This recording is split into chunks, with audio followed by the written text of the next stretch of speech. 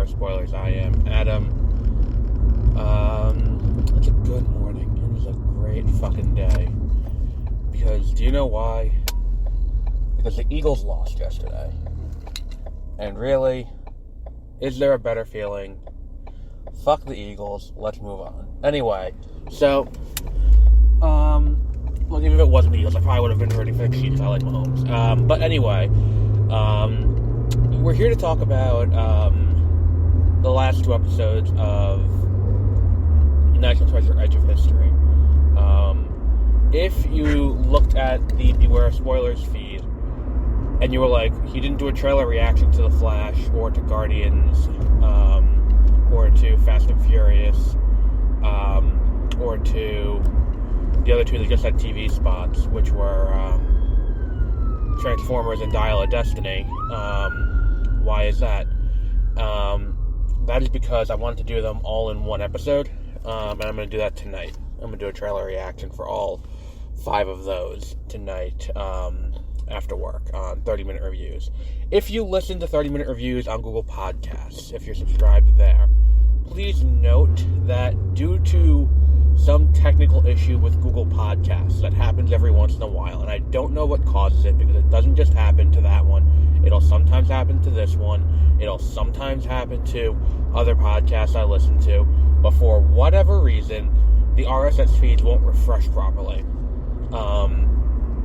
So, what you can do in that case is go to multipleworldproductions.com. On the news link, we're going to have it's going to have links to where you can listen to it in other places, as well as Spreaker. And that's if you want to listen early.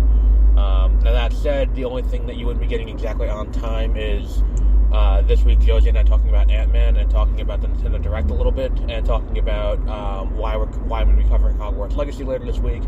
But you know, we have there are other options. Anyway, it's a fun episode, but it's not anything groundbreaking. We recorded the day the Fast and the Furious trailer did come out, so there is a little bit of Fast and Furious trailer talk from the day of. And then what else was there? And then Exploring Hyperspace Lanes on Wednesday is going to be our Empire Strikes Back episode, among a bunch of other bullshit that we talk about. Because we had a bit of an issue this week where the movie is too good, and our default is to be critical. We have nothing to be critical about, so we were just like, fuck, what do we do? And we ended up with, doing what we did, which was talk about other stuff as well. And I think we forgot to rank the movie, too.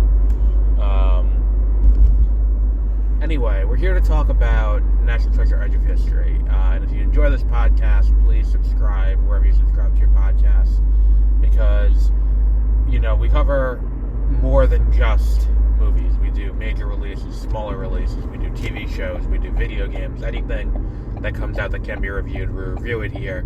While over on 30-minute reviews, we discuss things that are relevant to coming out this week, or things that we find interesting or haven't seen before. So like next week, I'm talking about Akira, because I've never seen Akira before, but I know it's a major cultural touchstone, and I want to increase my knowledge of international films, and I figure that's a good place to go. Because I've seen a few international movies recently in theaters that I've liked, but I want to start expanding that. So we're going to do Akira next week.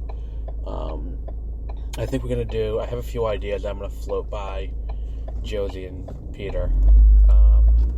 One of them I think we're going to do in March. I think we're going to do instead of the Shazam episode, we're going to do Ranking DC EU Post-Mortem. Yeah, I think that's what we're going to do. Anyway, National Treasure, Edge of History, the final 2 episodes. Here's my thing with these final 2 episodes. Everything is kind of predictable the entire way through. And then they find the treasure and save the treasure from being destroyed. And it's like, okay, great. Like, but the issue is, it's like, there's really nothing that happens here that is really dependent on, like, there's nothing that you can watch here that you haven't seen a million times before. Because it's like, the minute like, you see that boardroom scene where Billy is sitting there with all those people, you're like, oh, they're not looking for this treasure for good reasons. Like, there isn't a good reason for them to find this treasure. Like, obviously. And then with her lying to Jess about the reason she's looking for the treasure, and oh, I was helping your mom find it. It's like, not something nefarious is up. So now it's like, oh, there are treasure destroyers, and it's like, oh, okay, that makes sense. Like, that's not a twist. That's just a foregone conclusion, considering we're getting to episode 9, and she's still the bad guy. Like, the motivation is not quite as necessary at that point. Like, it just needs to be the treasure gets destroyed. Like, they're there to destroy the treasure. The heroes are here to protect the treasure, and that's all we really need to know. There's not much else that needs to be explained to us, because the rest is kind of pretty self-explanatory. I don't need deeper motivations than that or anything like that. I think that everything about what happens in the last 2 episodes is just so cookie cutter and so predictable. And like, at least, and I'll say this again, I think the cast is very endearing. I have enjoyed this cast, and that's been one of the things that I've kind of, that's one of the things that I've kind of enjoyed going forward, like, about this, where it's like, I enjoy watching this cast do their thing, and their interpersonal relationships between them. And I think that if that wasn't the case, the show wouldn't be as good. And I think that's the issue you kind of have with Willow, where it's like, I didn't like the cast, and the cast didn't quite get along. Like, there was nothing about them that really, like, hooked me in.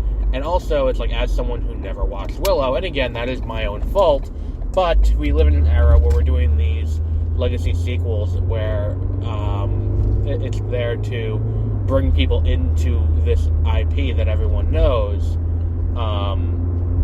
If that's the case, then why are we sitting here watching? Like, you need to lay this out a little bit better, and not just through Warwick Davis, the title character, delivering mountains of fucking exposition at me.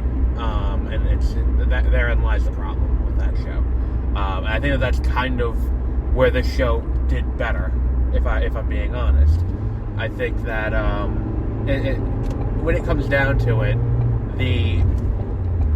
if these characters were not so endearing and fun to watch, this show would not have grabbed me the way it did.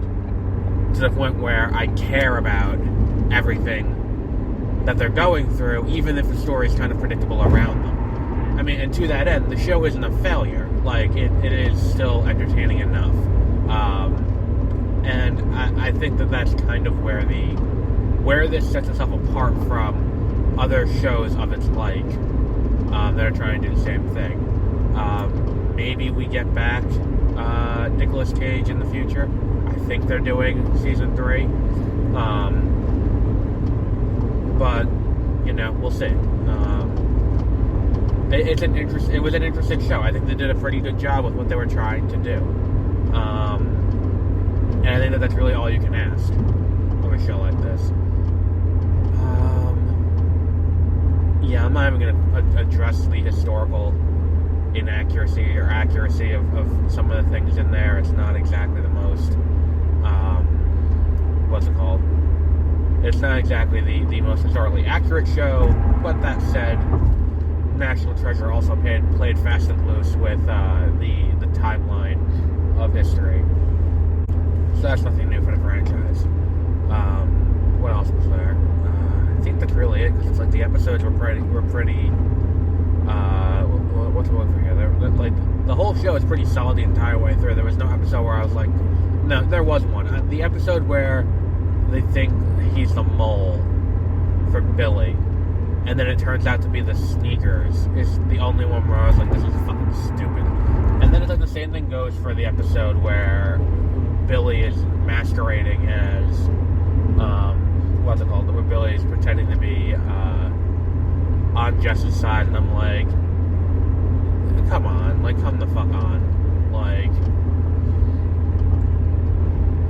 And it's like, and again, I think that like, a lot of, like,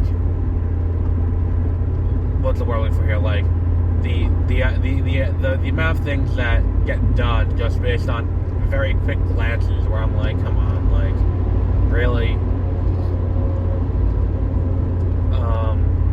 Yeah. So, I would recommend watching it though.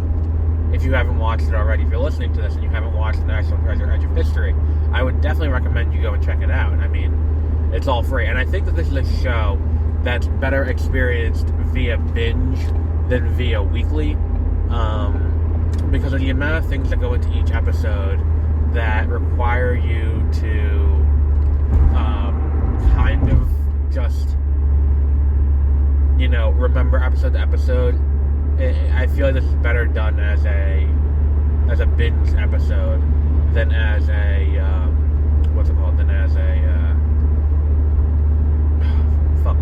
than like this weekly episodic thing that they're doing on streaming now. I understand it, because it lets you stay in the conversation longer than binge streaming. But still, I feel like there's a better option here. But yeah, I think we'll wrap up there for today. National Treasure: Edge of History is now streaming in its entirety on Disney Plus. If you want to go watch it, if you have Disney Plus, it is included in your subscription. What else was there? Yeah, I think we'll wrap up there. So this week we have Hogwarts Legacy on Friday. We have, go ahead, just come into my lane, but you gotta give me a little bit more notes then. Hogwarts Legacy on Friday. What else was there?